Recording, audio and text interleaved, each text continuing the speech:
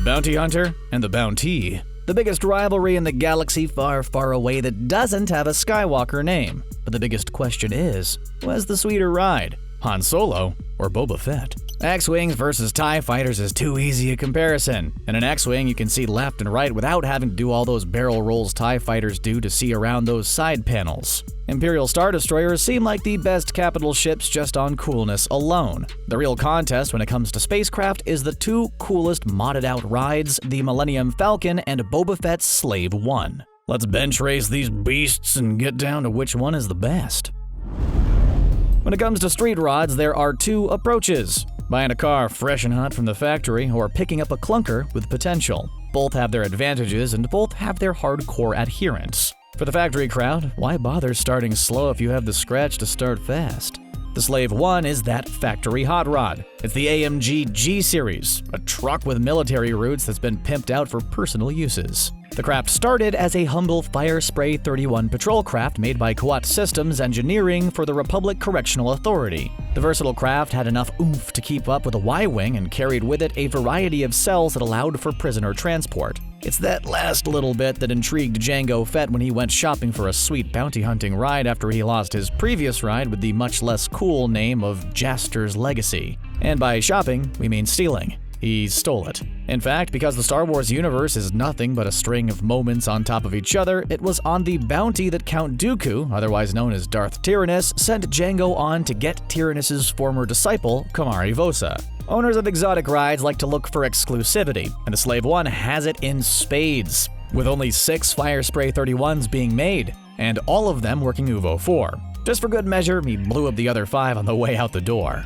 While the Fire Spray 31 comes off the factory floor pretty capable as it is, with one of its tasks being fending off pirates, you don't keep anything perfectly stock. You gotta add some nice rims. Put in a powerful stereo so that everybody can hear you blast Fett's Vet by MC Chris. You create a rotating cockpit so that when the Slave One reorients itself to land flat but fly vertically, the cockpit stays facing forward. And then you give it some punch, that little bit of oomph. In Slave One's case, its oomph comes in the shape of firepower. Twin blaster cannons join rapid-fire laser cannons. A total of 6 rockets were on board, and then everybody's favorite, the mind-laying seismic charges. Hands down, the best sound in the Star Wars universe.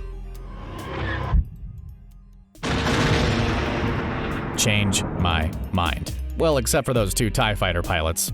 Everybody but them. The real trick, though, is the photon torpedoes that are not actually torpedoes. Instead of being photon torpedoes, they are trackers that allow Jango to track his targets even through hyperspace. Out go the laser cannons, and in comes an ion cannon and a concussive missile launcher. Projectiles became proton torpedoes. More importantly, he acquired some stealth tech to make the ship either undetectable or look like a speeder to sensors so that Fett can sneak up on those he's about to collect a bounty on. The ship got stolen or abandoned a few times, first when Jango died and again when Boba went into the tonsils of the Sarlacc pit. Like any faithful steed though, the Slave One has returned to a Fett's hand.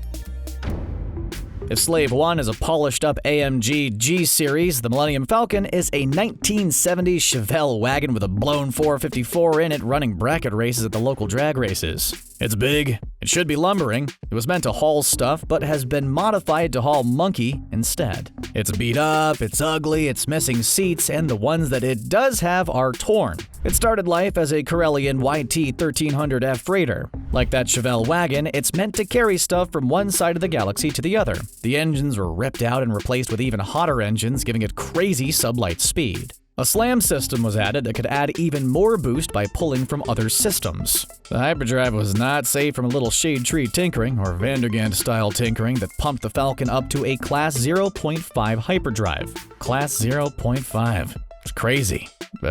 What does that even mean? Well, hyperdrive class rating is kind of like the Mach number for supersonic craft, except that it counts down, working as a sort of modifier for the time needed in hyperspace. So a 1 would be the 1-to-1 time it takes to jump from one place to another. Most of the capital ships during the Clone Wars were Class 2 or 3, while the Empire was able to juice things up to Class 1 or 2.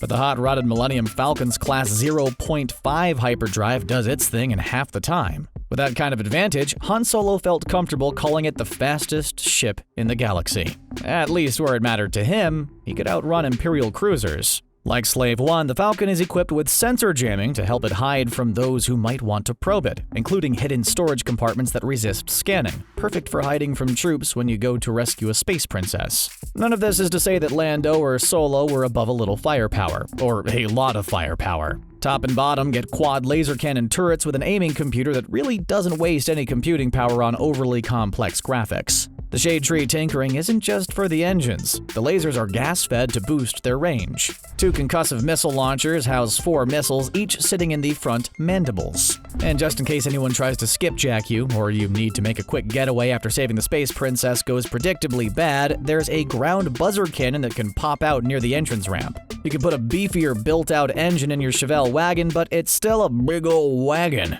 Where the comparison falls apart is that the Falcon handles really well, but it's still a freighter, which is to say big. Big targets are gonna get hit no matter how good of a pilot you are. To make sure the Falcon can take it on the chin, it layers up.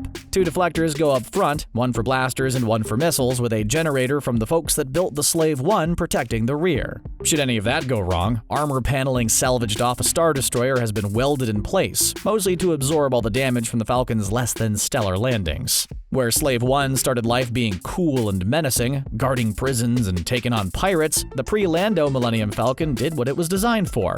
It was a little tugboat, pushing containers around in space. The mandibles up front act like a fork to grab containers, and the outrigger cockpit allows the pilots to see around the container. And now you know why it's shaped like that. The ship was eventually salvaged after a collision by Lando, who noticed something old hot rodders noticed. Big, powerful engines for trucks can make lightweight things go really fast. Lando's big addition, among some luxury and aesthetic touches, was an auxiliary pod in the mandibles. Hot engines and turrets are cool and all, but part of what makes the Falcon really special is its brain. All 3 of its brains. A V5 transport droid was tweaked to run the ship with the help of a slicer droid. Slicer droids are hacker tools used to do some of the shade tree modifications to the Falcon's systems. The next addition to this android cocktail is L337. Yes, it's elite. L3 was the espionage droid that may or may not have had a special relationship with Lando Calrissian, and after receiving fatal damage was uploaded into the Falcon's brain. Lando learned why you don't let somebody drive your sweet ride though, because the Falcon had its first in a long string of hard landings after sacrificing the fancy bonus pod. A card game later and the ship passes to that dirty, rotten scoundrel Han Solo. Lacking the sense of style of the cape-wearing Lando, the Falcon went from slick custom to galactic rat rod.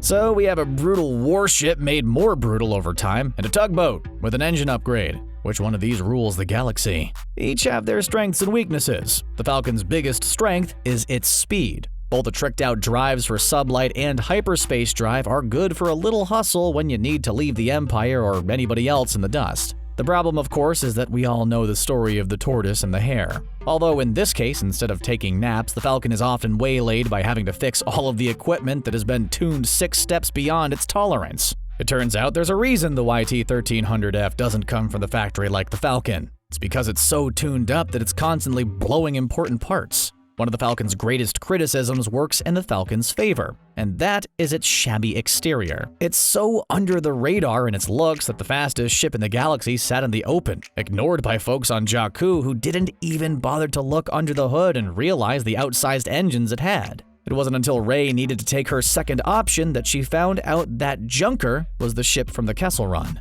On the other hand, Slave One has the advantage and disadvantage of being immediately recognizable. If you want to intimidate, nothing could be quite as intimidating than seeing Boba Fett's ride roll up in your neighborhood. But that reputation could precede you a bit. They both can take a beating, but the Falcon takes a beating sometimes just trying to get going. They both can deliver a beating, but the Slave One's aggressive lean certainly is a step above the Falcon's weaponry, more oriented towards buying the craft time while trying to get the hyperdrive back up and running. In the end, perhaps unsatisfyingly, it comes down to a matter of preference. Fast at the cost of reliability. Firepower at the cost of speed. Personally, I'd go with the rat rod that had a killer assist on one Death Star and outright destroyed the second. Let us know what ship you'd take and what noise your pod racer would make in the comments. And while you're there, make sure to subscribe to CBR for the latest videos raced into your inbox. Mine would sound like Ben Quadineros. Remember when his pod racer just flew apart? That was pretty cool. Thanks a lot for watching, everybody.